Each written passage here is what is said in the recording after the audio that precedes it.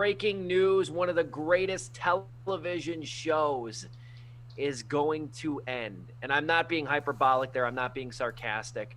The sun appears to be setting on the second longest running animated program and one of the best TV shows in history, and that's Arthur. Yes, the PBS show. Started in 96, started the year I was born, and after 25 years and 249 episodes, technically 485 half episodes, if you want to get technical, PBS is pulling the plug on Arthur. It will air its final season next winter. Winter of 2022 will be the final season of Arthur. I suspect that PBS is probably going to do a pretty big send-off, or at least make it a big point in the programming to draw attention that this is the last hurrah with Arthur, because Arthur still has a legion of fans that are far younger than us. So I suspect PBS is going to make it an event. And they'd be right to do so, especially Mark Brown. He's only 74 years old, the author of the books, one of the producers on the show. He's still alive. He can partake in things. So I really hope they kind of send it off gracefully. But let me, if I can, may I monologue here for a few minutes. Anybody who knows me, like on a personal note, they know I love Arthur, and I hold this program in a huge regard. And it almost becomes a running joke with people. I've gotten 5 or 6 texts from friends. Some people I haven't even talked to in a couple years that texted me, not only last night, but this morning too, about this news. It might be the smartest kid show in history, and one of the rare ones, and I cannot stress this enough, that got better as it went on. The show tackled allergies. It tackled dyslexia. It tackled cancer, diabetes, Alzheimer's, same-sex marriage, with deft understanding of really how to approach the material empathetically and authentically. And that's got to be the beautiful part about this show, because it tackled heavy stuff when we were watching it as kids, the first few seasons. Yeah. But the later it went on, Mrs. McGrady, the lunch lady, has breast cancer. Arthur's grandfather developed Alzheimer's. So you saw this, and for anybody who wants to always argue that these things should be left out of a kid's show, I remember I had this debate a few years ago with somebody. I remember telling them, I said, you want to bet the kid watching that program probably has a relative with cancer, or maybe wonders why grandpa doesn't remember them when they come over? I said, I can't think of a more appropriate avenue. And they tackled it in a beautiful, sensitive light. And Arthur recognized early on that people are different and they look different. It avoided that tokenism that could come with kid shows that has made, kid shows of the past a little bit hairy because of so-called tokenism. And it devoted full episodes to side characters so we could see their world. And it was kind of like, in a way, they're all animals. And if you watch the early episodes, they make it like a big point to emphasize that Buster's a bunny and Arthur's an aardvark and Sue Ellen's a cat or whatever, But they kind of ditched that the very early on into the series. They just kind of operated it like everybody looks different. Everybody looks different. Everybody acts different. Everybody's got different personalities, and that's okay. It also didn't shy away from scariness. Now, I know you two remember this episode. Remember the episode where Arthur punches DW? Yeah. The one where he punches DW? I mean, it became actually. It became the iconic meme that we've seen. That became for like the years. iconic fist meme. Oh, that's right. That became the iconic fist meme. Now, do you remember why Arthur punched DW? No.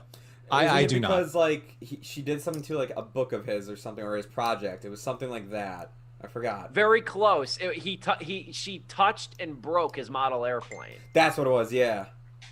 That's what it was. And then there was the other episode, which not a lot of, I don't know if people don't talk about as much as the punch one, but it's the one where they're going to the dump for something, and Arthur slices his knee open on a lima beans can, and he doesn't tell his parents, and it gets infected. Yeah.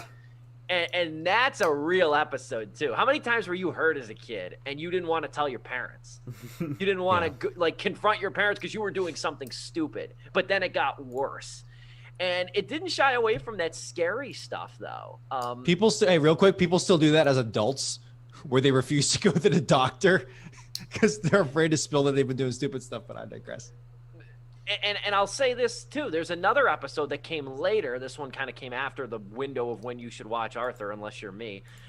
There's another episode where Arthur sells toys online, and he's nefarious about it after getting advice from who else but the worst character in the show, Muffy, but I digress. He winds up selling these toys, but he fabricates the details on them. Like, the one's broken, and he says for display purposes, and he winds up conning these kids out of money. And like, so Arthur wasn't this like golden child proving that proving the fact that none of us are. Any of us, could be led astray down the wrong path in that way.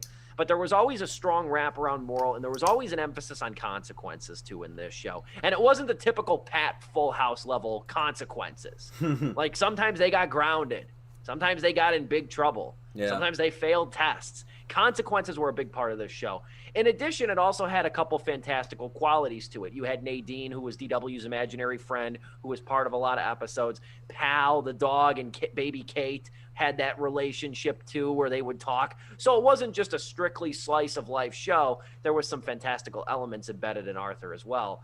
But this show knew kids and taught lessons in a delightfully unpatronizing way. I would compare it in a lot of ways to Mr. Rogers' Neighborhood, in the way that it knew how to speak to kids. It knew how to speak to kids without the theatricality. And before I get off this monologue, can I just say too, the music of this show remains outstanding. Out-frigging standing. I actually listened to, again, a couple years ago, I want to say 3 years ago, the CD Arthur's Almost Live, Not Real musical, which was a big special episode early on in the series run. I'll be damned if not almost every song on that album slaps. That is a great album. Who remembers Jekyll and Hyde by The Brain? If not, I encourage you to look that song up, because that remains one of the best numbers in Arthur. The Jekyll and Hyde by The Brain. Exceptional music video, too, I must add.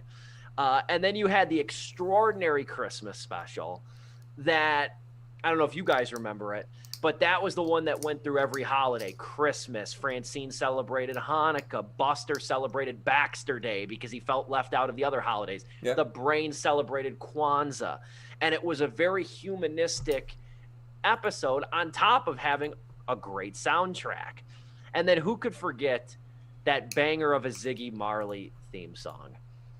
And it goes to show, I'll end with this, it goes to show with Arthur, and I think it proved it over 25 years, even the newer episodes, which I strongly encourage anybody to watch. Everybody that you meet has a different point of view. So cheers to Arthur. 25 years. All good things come to an end. I'm glad it didn't go the way of The Simpsons or even SpongeBob and become increasingly silly and absurd to try to appeal to what they think the new generation of kids wants. Yeah. But I'm happy that it had not only a fruitful run, but an appreciated run, because it's still enormously popular with kids today. So double salute to Arthur.